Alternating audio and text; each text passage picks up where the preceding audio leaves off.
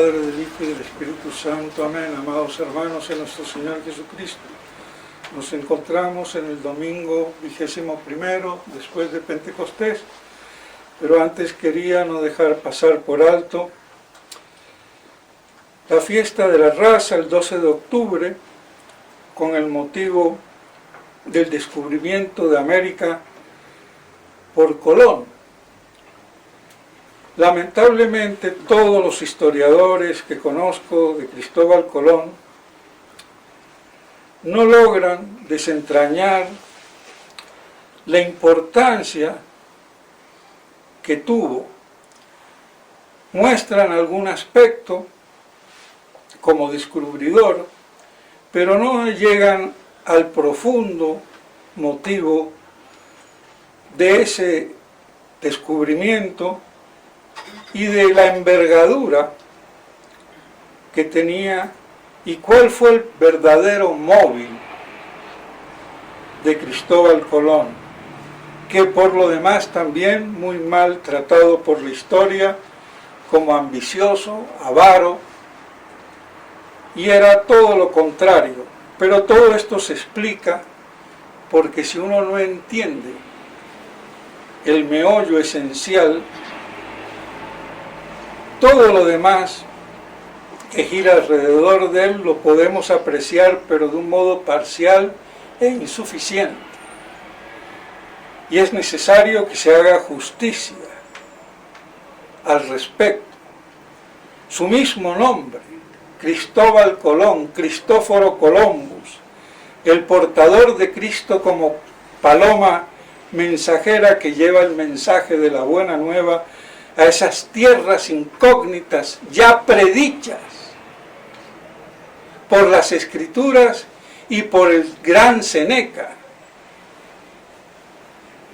Y todo esto lo conocía Colón.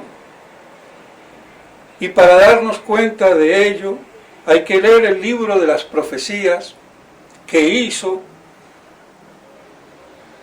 a los reyes católicos para consolidar con las Escrituras el magno evento.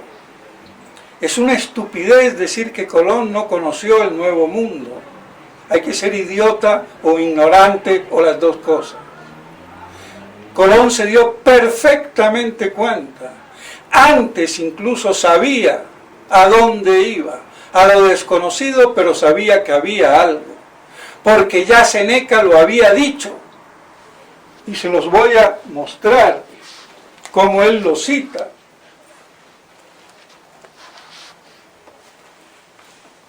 En la página 140 de la edición Alianza Editorial del libro que se encontró en los archivos de Indias. Lo cita en latín y después lo traduce de Séneca el capítulo número 7 de la tragedia de Medea. Verán los tardos años del mundo ciertos tiempos en los cuales el mar océano afloxará, está escrito en castellano antiguo, los atamentos de las cosas, y se abrirá una grande tierra y un nuevo marinero como aquel que fue guía de Jasón, que Obe, nombre Tifi, descubrirá nuevo mundo, y entonces no será la isla de Tile la postrera de las tierras.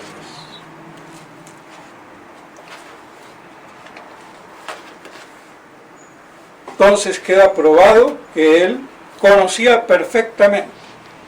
Pero claro, esto él no lo podía decir. Porque si ya era increíble llegar a las Indias por el otro lado, y no había embarcación que llegara a las Indias, ese era el problema. Y toda la discusión, Colón tomó la medida que más le convenía, la más corta, para que fuera viable su aprobación, lo cual también se le atribuye a error y fue una argucia de él porque él sabía que en medio iba a encontrar un nuevo mundo, como lo dice Séneca. Porque era cierto que si no hubiera nada, no hubieran llegado. Si en 3 meses llegaron a la mitad, en otros 3 meses y ya se hubieran muerto de hambre y de todo en el camino. Pero él sabía perfectamente. Y su último fin no era encontrar ese nuevo mundo. Había más. Esa era la primera etapa de su ideal apostólico, de portador de Cristo como la paloma mensajera, que eso es lo que significa su nombre, entre otras cosas. Su ideal era la reconquista de Jerusalén y de toda la Tierra Santa. Y eso como un prerequisito para el reino mesiánico, el milenarismo. Ese era el motivo profundo, religioso, exegético y evangelizador y profético de Colón. Y por eso ninguno de sus historiadores ha calado, porque desconocen supinamente el aspecto milenarístico, profético, parusiaco que animaba la empresa de Colón. Y como esas tierras incógnitas del mundo nuevo destilaban oro por doquier según la leyenda o las leyendas o la creencia, esas riquezas servirían no para su peculio propio, como estúpidamente dicen que era avaro, sino para ponerlas al servicio de configurar 100.000 soldados de a pie y 10.000 de a caballo, como le dice en una carta de 1502 a Alejandro VI Papa. Pero esto también queda prácticamente desconocido.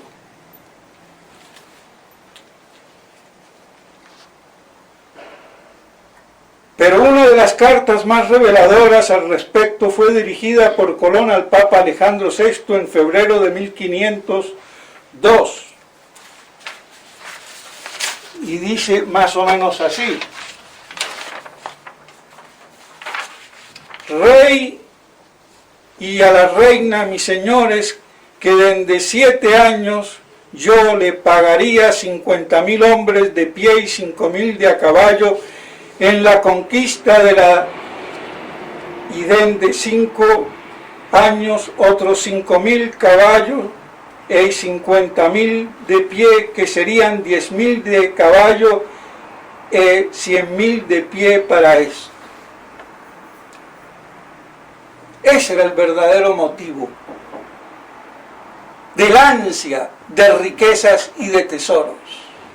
No porque fuera avaro, sino un magnánimo que quería formar quizás uno de los ejércitos más grandes, de 110.000 hombres, 10.000 a caballo y 100.000 a pie, para reconquistar Jerusalén. Y eso con el motivo de presagiar la era del Mesías, la era mesiánica, que trasuntan todas las escrituras. Y él, como probablemente de origen converso o judío o como quieran, y que por eso se explica que no quería entrar en mucho detalle de su biografía y por eso medio misteriosa y desconocida, porque si no, más imposible se iba a hacer la empresa, entonces lo tenía en el silencio. Pero eso poco importa. Era el ideal misionero, apocalíptico y milenarista. Entonces, ¿cómo debía de ser convertido antes de que venga nuestro Señor? Entonces Él quería ayudar a esa reconquista y conversión, yendo por el otro lado. Y eso del camino de las especias es la estupidez de maestritas de kindergarten que no saben ni dónde están parados, pero ni tampoco los grandes historiadores. A él no le interesaba la pimienta y el comino, ni la nuez moscada. Lo que le interesaba era recuperar Tierra Santa. Y para eso descubrir esas tierras del Nuevo Mundo, ya profetizadas por Séneca. Y él, como un gran almirante, conocía toda la cartografía y todo lo sabido y por saber de los mares y de la cosmología y de los mapas.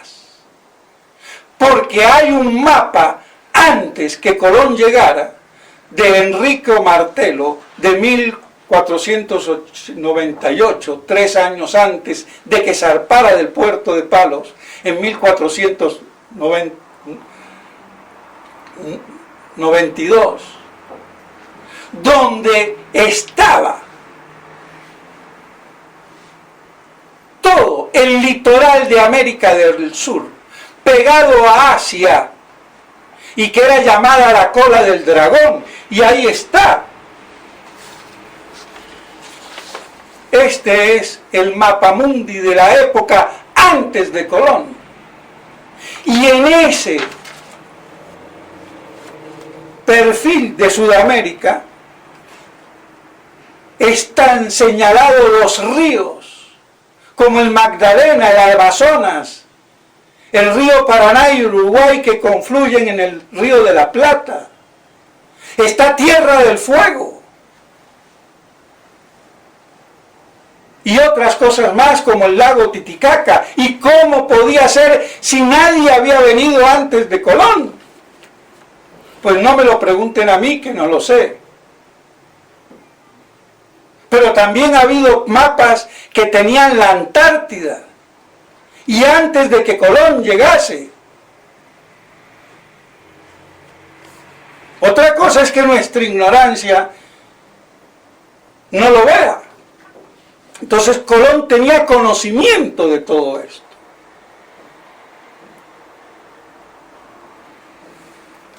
Es más, los turcos, cuando fueron por ahí en sus fechorías, capturaron una nave española en la que iba un marinero de uno de los 3 viajes de Colón, y le encontraron un mapa de Colón, y que este marinero lo tenía, y se lo llevaron al sultán Solimán, y de ahí salió un mapa turco en 1513, poco tiempo después, donde ya estaba también el perfil de América del Sur. Y hay fotos de ese mapa.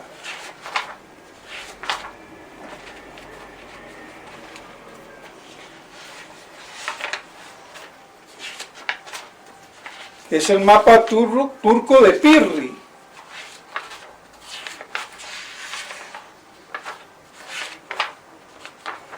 Bueno, aquí se me traspapeló, entonces creía que lo tenía, pero ahí lo tengo. Lo que pasa es que se lo muestro después de la misa. Bueno, no van a poder ver mucho, pero para que vean que el mapa existe.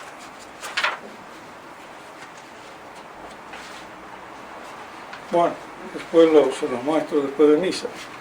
Pues bien, entonces todas estas cosas son ignoradas o contadas parcialmente.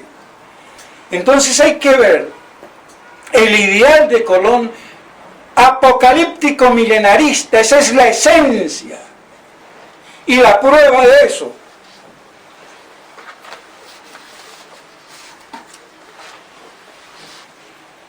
Pues bien, aquí en el libro de las profecías nos dice en el prefacio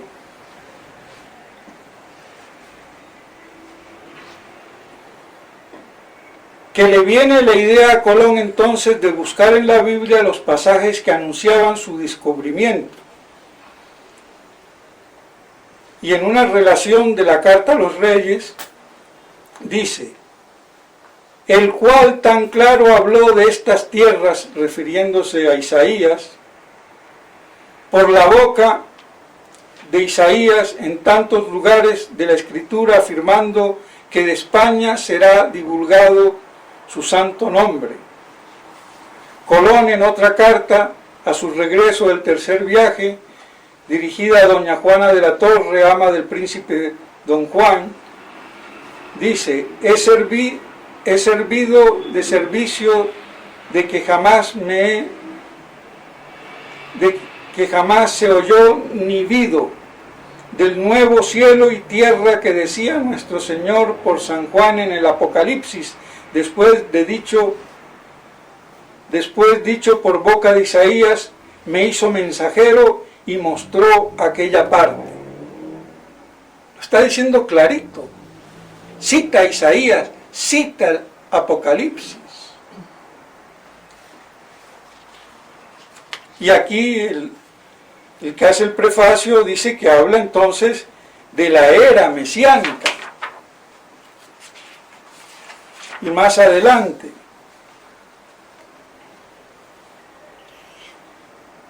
ya han sido hallados estos nuevos cielos y nueva tierra que Isaías profetizó que precederían a la era mesiánica. Hay que mirar entonces hacia Jerusalén, cuya conquista parece haber obsesionado a Colón desde tiempo atrás.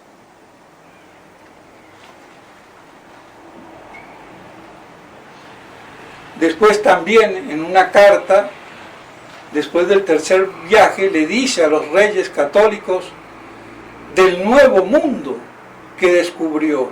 ¿Cómo van a decir que no sabía Colón que había llegado a nuevas tierras, sino que llegó a Catay o Zipango? Zipango era Japón y Catay China. Es que hay que ser tonto para decir estupideces cuando no se sabe. Y lo mejor es callarse. Y así dice: y aquello en tanta cantidad que los reyes antes de 3 años comprendiesen y aderezasen para ir a conquistar la casa santa. Que toda la ganancia de esta mi empresa se gastase en la conquista de Jerusalén. Y porque el tiempo que yo me moví para ir a descubrir las Indias, fui con intención de suplicar al rey y a la reina, nuestros señores, que de la renta que sus altezas de las Indias obiesen, que se determinase de la gastar en la conquista de Jerusalén. Está clarísimo. Entonces, vemos cómo esto es prácticamente desconocido y no se habla. Pues hay que hablar, porque la Iglesia le debe mucho a Colón. España le debe mucho a Colón. Nosotros le debemos a Colón que existamos. Entonces eso hay que decirlo y ponerlo en claro. Y es la confluencia de las razas, no materialmente, de indígenas o no indígenas, sino de la confluencia del material genético de indígenas y de españoles en la civilización de la cristiandad católica, apostólica y romana.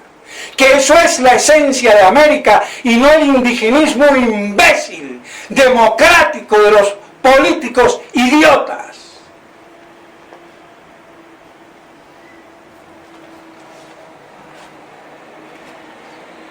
Y hay que decirlo y cantarlo claro.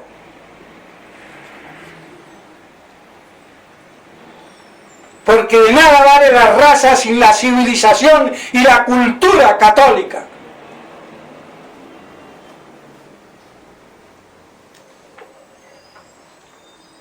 Pues bien, entonces vemos cuán importante ha sido la gesta de Colón.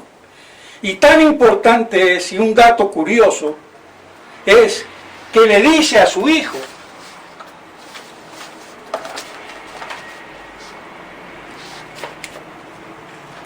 que, hablando de las riquezas en su testamento, algo desconocido, pero que también está documentado, y dice así, bueno, no sé de dónde tomar para cortar, pero si se corta mucho queda como descontextualizado. Y no se contentaba con señalar misión de futuro tan colosal, pues encomendaba también a su heredero que tuviera dispuestas las rentas obtenidas, contemplando sin duda las predicaciones del Apocalipsis en la defensa de la Iglesia contra cualquier cisma, por lo que había de ponerse a los pies del Santo Padre, salvo si fuese herético, lo que Dios no quiera. O sea que hasta sedevacantista, diríamos hoy, Colón. O sea que pusiera las riquezas al servicio del Papa, salvo si es un hereje, cosa que Dios no quiera. O sea que para rematar, apocalíptico, milenarista y sedevacantista, diríamos hoy. ¿Qué más queremos? Entonces, por todas estas connotaciones, es que a Colón no se le ha dado la importancia y la magnitud que su empresa evangélica tiene. Y además fue un hombre probo, humilde, hasta encadenado fue, qué vergüenza. Pero así son las miserias humanas. Otra cosa es que como gobernador no funcionase bien, pero era un almirante que dominaba los mares. No tenía por qué dominar a las bestias humanas, porque a veces somos más bestias. Así de claro. Entonces, ahí está. Entonces vemos cómo Colón era un misionero apocalíptico, al estilo de un San Vicente Ferrer, al estilo de un San Luis María Griñón de Montfort. Esa fue la gloria de Cristóbal Colón, y que esto se le debiera de llamar en su honor Colombia. Y bueno, nos tocó a nosotros ese nombrecito, pues por algo será. Pues bien, entonces que estas cosas nos queden claro para cuando festejemos el 12 de octubre, el Día de la Raza, y lo festejemos bien, con la ponderación y la envergadura que tiene. Pues bien, y aquí dejo, y no sé, llama largo, pero bueno, decir algo del Evangelio de hoy. Pero antes quería, se me olvidaba, porque también nombra a Mahoma, Colón,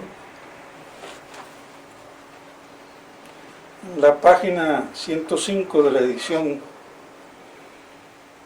y a la Virgen María, como profética, porque el Magnífica de Nuestra Señora profetiza sobre la era mesiánica, cosa que los curas y los teólogos normalmente desconocen. Habla mucho del Magnificat, pero allá, en la quinta porra. Dice así, citando el capítulo de San Lucas, porque todo el libro de las profecías tiene, no sé si 500 o 1000 pasajes de la Biblia, del Nuevo y del Antiguo Testamento, para mostrar cómo todo convergía según las Escrituras y mostrárselo a los reyes católicos. Y dice así, pues he aquí que desde ese momento todas las generaciones me dirán bienaventurada. Glosa, esto es, los judíos y los gentiles. De entre todas las generaciones los que se han convertido a la fe son los que reconocen que esta bienaventurada es la Virgen. Esto queda claro incluso entre los sarracenos, o sea que entre los musulmanes, porque lo que en el Alcorán de Mahoma se dice, de María Virgen dijeron los ángeles, oh María, Dios te anuncia un verbo procedente de él y su nombre será Jesús, hijo de María. Eso dice el Corán, citado según Colón. Y en otro lugar, en el mismo libro dijeron los ángeles, oh María, Dios te ha elegido, en cualquier caso te ha purificado y te ha elegido preclara sobre las mujeres de los siglos. Pero este ya último no es del Corán, sino tomado de un texto de Nicolás de Lira, pero bueno, esa es otra cuestión.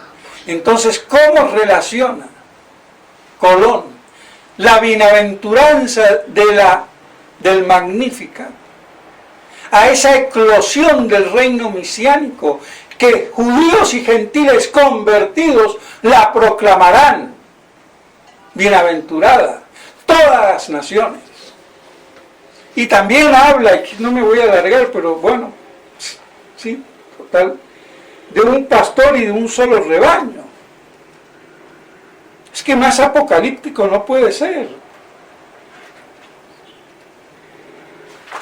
A ver, la página 76 y 80.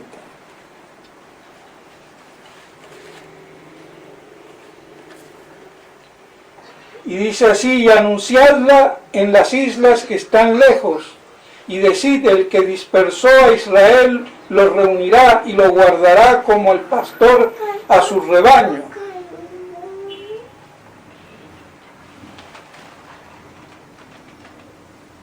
Y será salvo Judá e Israel, y pipín papán, y después más adelante, en la página 80, dice, y haré de ellos una sola gente en la tierra, en los montes de Israel, y habrá un solo rey que gobierne sobre todos, y no serán nunca más dos gentes, ni se dividirán más que en dos reinos, etc. Y serán mi pueblo, y yo seré su Dios, y mi siervo David será su rey, y habrá un solo pastor para todos ellos. Un solo pastor. Para todos ellos el rebaño. Más apocalíptico no puede ser. O sea que Colón sabía más del Apocalipsis, de la Biblia, de la exégesis y del milenarismo que los curas tradicionalistas de hoy. Da vergüenza. Pues bien, entonces aquí terminemos con Cristóbal Colón, que podríamos seguir para largo. Pues bien, aquí en el Evangelio de hoy vemos cómo en este pasaje ese rey perdona a uno de sus deudores, y ese deudor, perdonado a su vez, acogota, maltrata y oprime al que le debe muchísimo menos. Y dice el padre Castellani esta parábola del desaforado,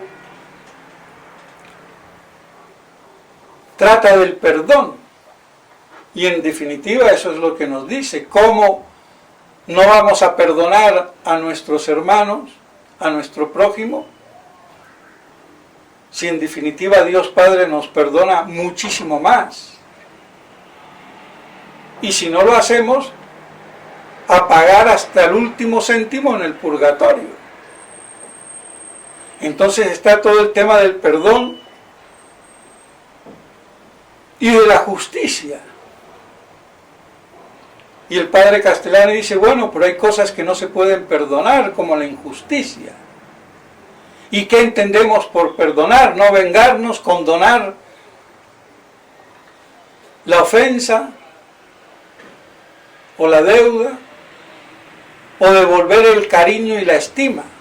Las dos primeras siempre, pero la última no, si no hay verdadero arrepentimiento, reconocimiento del mal, del pecado que se ha hecho. Entonces yo no tengo, siempre que digo tengo que perdonar, en cuanto que no debo vengarme, en condonarle la deuda, eximirlo de ella, pero no de devolverle la estima y el aprecio mientras no se equilibre la justicia, se salde la deuda, no solamente la ofensa, la deuda que dejan las ofensas, para poder entonces así restablecer ese cariño, esa estima al que nos ha ofendido. Y eso no se da siempre. Entonces no estamos obligados a devolverle ese precio y esa estima hasta que no haya verdadero arrepentimiento. Pero los dos sentidos primeros de perdonar, sí, siempre para todo el mundo con el que tengamos algún problema. Y así entonces queda esto más o menos explicado y esbozado, y que lo apliquemos para que no pretendamos pedirle a Dios que nos perdone nuestra infinitud de pecados y después no le perdonemos al prójimo una cosa mínima y guardemos odio, rencor, resentimiento, iria. ¿Qué es lo que pasa? Envidia.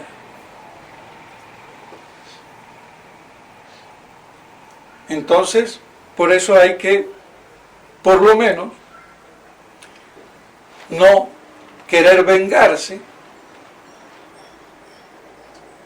y condonar la deuda, perdonarlo, que Dios los juzgue,